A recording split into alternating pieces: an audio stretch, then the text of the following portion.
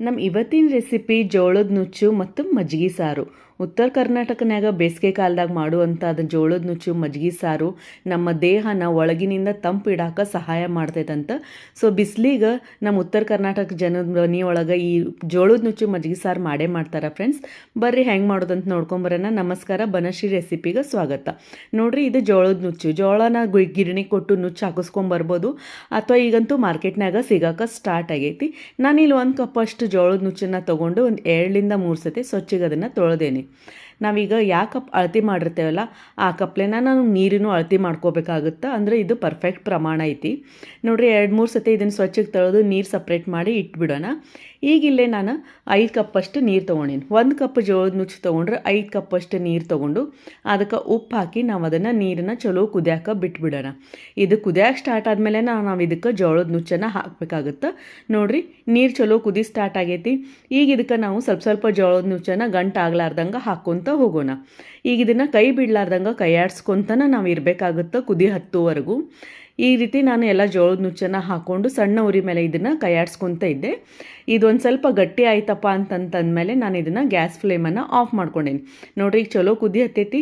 ಈಗ ಗ್ಯಾಸ್ ಫ್ಲೇಮ್ನ ನಾನು ಆಫ್ ಮಾಡಿಕೊಂಡು ನಾನೀಗ ಕುಕ್ಕರ್ ಒಳಗೆ ನೀರು ಹಾಕ್ಕೊಂಡು ಒಂದು 7 ರಿಂದ 8 ನಿಮಿಷ ವಿದೌಟ್ ವಿಸಿಲ್ ನಾನು ಇದನ್ನು ಚಲೋ ತಂಗ ಬೇಯಿಸ್ಕೊಂಬಿಟ್ಟೇನೆ. ಅಂದರೆ ನಾವು ಇಡ್ಲಿ ಆ ಥರ ಬೇಯಿಸ್ತೇವಲ್ಲ ಆ ರೀತಿ ನಾನು ಇದನ್ನು ಉಗಾದ್ಮೇಲೆ ಬೇಯಿಸ್ಕೊಂಬಿಟ್ಟೇನೆ. ನೋಡಿರಿ, ಒಂದು 7-8 ನಿಮಿಷಕ್ಕೆ ಮಸ್ತ್ ನಮ್ಮ ಜೋಳದ ನುಚ್ಚು ಬೆಂದು ರೆಡಿ ಆಗೈತಿ. ಈಗ ಇದ್ರ ಜೊತೆ ಮಜ್ಜಿಗೆ ಸಾರನ್ನು ಹೆಂಗೆ ಮಾಡೋದಂತ ನೋಡ್ಕೊಂಬರೋಣ. ನಾನು ಇಲ್ಲೇ ಆಲ್ರೆಡಿ ಮಜ್ಜಿಗೆನ ಮಾಡಿಟ್ಟೇನೆ. ಅದಕ್ಕೊಂದು ಮಸಾಲೆ ಮಾಡ್ಕೊಂಬಿಡೋಣ. ಮಿಕ್ಸರ್ ಜಾರ್ ಒಳಗೆ ನಾನು ಕೊತ್ತಂಬರಿ ಹಾಕೇನಿ, 2 ರಿಂದ 3 ಹಸಿಮೆಣ್ಸಿನ್ಕಾಯಿ ಹಾಕೊಂಡೇನಿ, ಸ್ವಲ್ಪ ಶುಂಠಿ, ಸ್ವಲ್ಪ ಜೀರಿಗೆ ಹಾಕೇನಿ, ಮತ್ತೊಂದು 4 ರಿಂದ 5 ಕಾಳು ಮೆಣಸು ಹಾಕೊಳ್ಳೋಣ. ನಾನು 1 ಯಾಲಕ್ಕಿ 2 ಲವಂಗನ ಹಾಕ್ಕೊಂಡು ಸ್ವಲ್ಪ ನಾನು ಇದಕ್ಕೆ ಮಜ್ಜಿಗೆ ಹಾಕ್ಕೊಂಡು ಮಿಕ್ಸರ್ ಮಾಡ್ಕೊಂಡೇನಿ. ಅಂದರೆ ನಾವು ನೀರು ಹಾಕಿ ಸಣ್ಣ ಮಾಡೋ ಬದಲು ಸ್ವಲ್ಪ ಮಜ್ಜಿಗೆ ಹಾಕ್ಕೊಂಡು ಇದನ್ನು ಫೈನ್ ಪೇಸ್ಟ್ ಮಾಡ್ಕೊಂಡೇನಿ. ಈಗ ಮಾಡಿಟ್ಟಿರೋಂಥ ಮಜ್ಜಿಗೆಗೆ ನಾವು ಈ ಮಾಡಿರೋ ಮಸಾಲಿನ ಮಿಕ್ಸ್ ಮಾಡಿಕೊಂಡು ಮಜ್ಜಿಗೆ ಎಷ್ಟು ಬೇಕಾಗುತ್ತೋ ಸಾರಿಗೆ ರುಚಿಗೆ ತಕ್ಕಷ್ಟು ಉಪ್ಪನ್ನು ಹಾಕ್ಕೊಂಡು ಚಲೋ ತಂಗ ಮಿಕ್ಸ್ ಮಾಡ್ಕೊಳ್ಳೋಣ.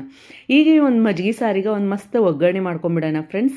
ನಾನು ಅಲ್ಲಿ ಆಲ್ರೆಡಿ ಒಂದು ಪ್ಯಾನ್ ಬಿಸಿಗಿಟ್ಟಿದ್ದೆ. ಈ ಮಜ್ಜಿಗೆ ಸಾರಿಗೆ ನಾವು ಇದನ್ನ ಒಗ್ಗರಣೆ ಮಾಡ್ಕೊಂಬಿಡೋಣ.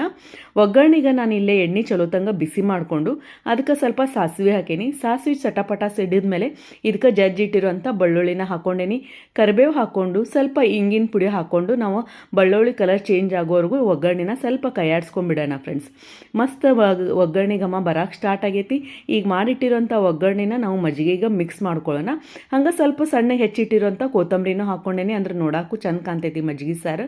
ಒಂದು ಸತಿ ಚಲೋ ತಂಗ ಮಿಕ್ಸ್ ಮಾಡ್ಕೊಂಡ್ಬಿಟ್ರೆ ನಮ್ಮದು ಜೋಳದ ನುಚ್ಚಿನ ಜೊತೆ ಮಜ್ಜಿಗೆ ಸಾರು ಮಸ್ತ್ ಆಗಿತ್ತು ಫ್ರೆಂಡ್ಸ್. ಟ್ರೈ ಮಾಡಿ ನೋಡ್ರಿ ಹೆಂಗಿತ್ತಂತ ಹೇಳ್ರಿ.